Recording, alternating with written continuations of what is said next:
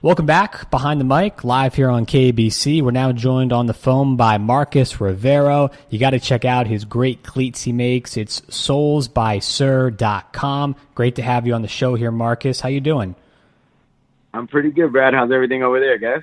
We're doing awesome. Excited to be chatting with you. And you do some pretty cool things. For people who aren't familiar with your business, you make cleats, obviously, for a whole bunch of different athletes.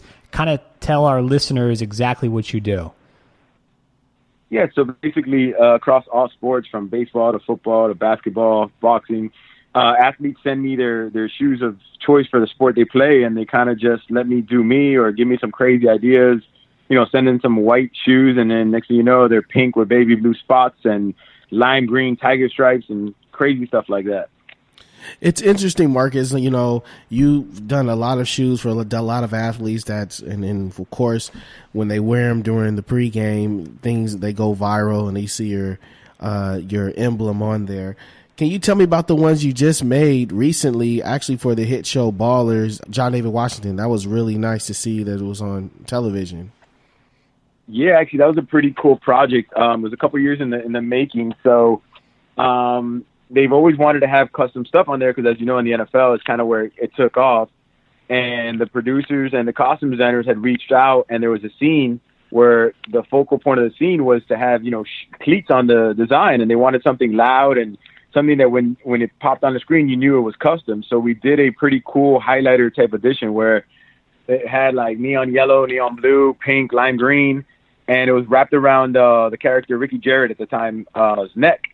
So that shoe's going to come into play in a couple episodes, where he's basically using it to train to get back into the NFL, and it's going to cause some controversy. The shoes you'll see coming up, but it was a dream come true. I'd always wanted to have myself on that show since the first time I ever watched it, and I was lucky enough to have the opportunity to do it, and it went so well that in this season there's 2 more episodes that will have other works by me in facets that you can't even imagine. They're definitely custom shoes, but it's not going to be your typical football player or baseball player for that matter.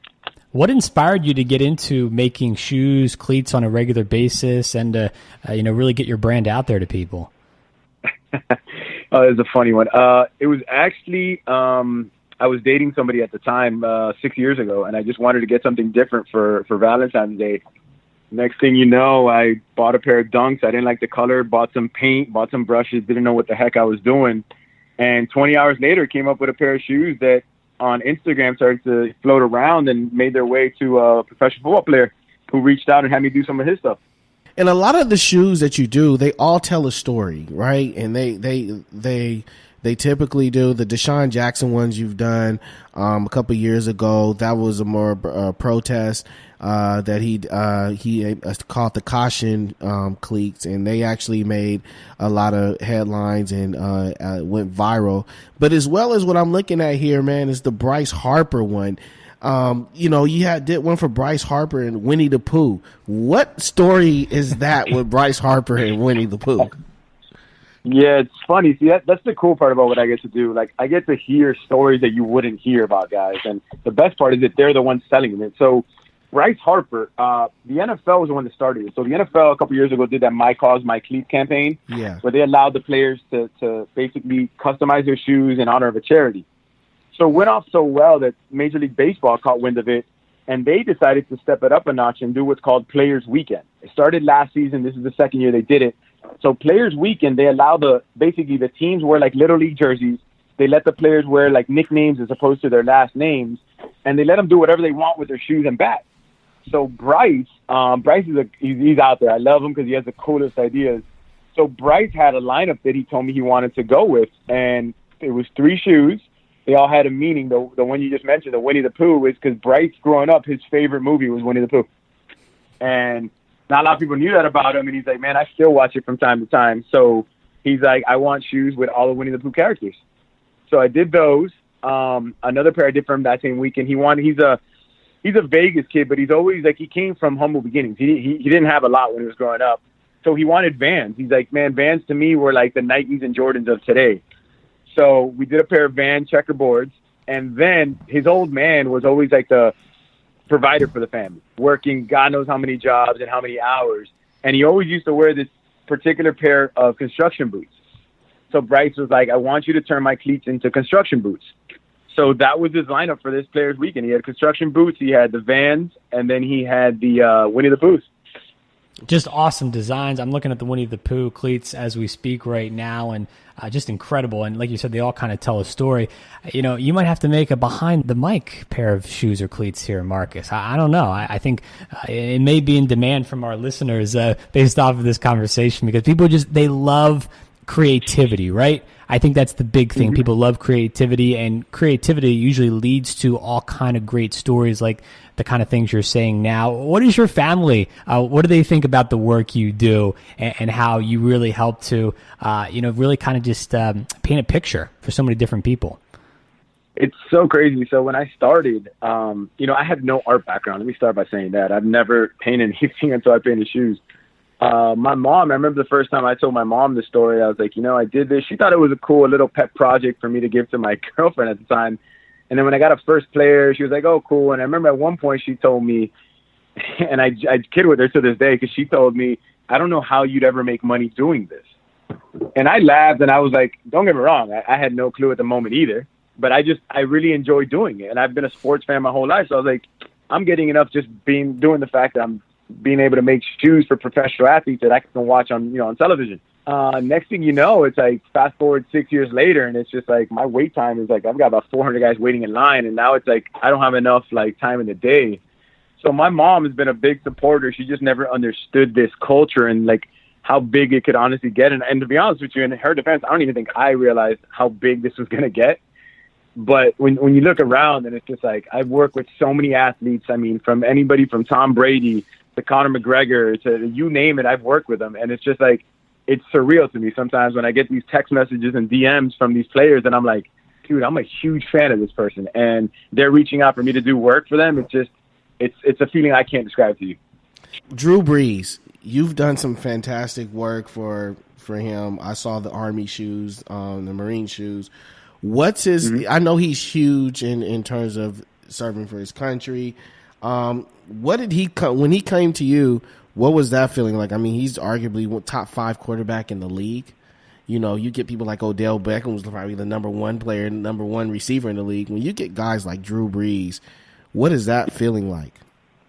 It's crazy. So the crazy part about it is I always get nervous going into these things. So I actually had got commissioned to meet Drew Brees via the USAA, the USO, which is basically via the USAA. For last year's My Cleats, he had seen my work, and they said, we want to do custom shoes for you. And he basically he picked me out of everybody. He's like, I want to work with this guy. We had never met. So they flew me out to New Orleans, and we got to take a tour privately, me and him with, camera crew, of the World War Museum that's right there off not far from Bourbon Street. And it was one of the coolest things I think I've ever been a part of in my life. So Drew Brees, his grandparents, both of them, served in the Army. And one was in the Army, one was in the Marines. And he is like adamant about like anything military. He's a big proponent of it, and he's just so thankful. So we started just talking, and Drew literally designed the shoe without realizing it from beginning to end. All I did was just take his stories that he was telling me and just turn it into reality. And he is one of the coolest guys I could ever tell you to work with. I got to do the shoe, and he wanted to be surprised. And he wanted to make sure I was on Skype with him when he opened the box. And the video that I have of that moment is just something that I will brag to my grandkids about. Just the coolest dude. And he was like just genuinely thankful. The shoes were supposed to go up for auction after the game. Let's just say Drew gave an undisclosed amount to keep the shoes. He didn't want them going up for auction. He wanted them for his trophy case. And, looking back, it's to think like that man will go down as probably one of the top of all time. And in his trophy case is something that I got to do for him, that I painted with him, is just one of those feelings like you can't beat that.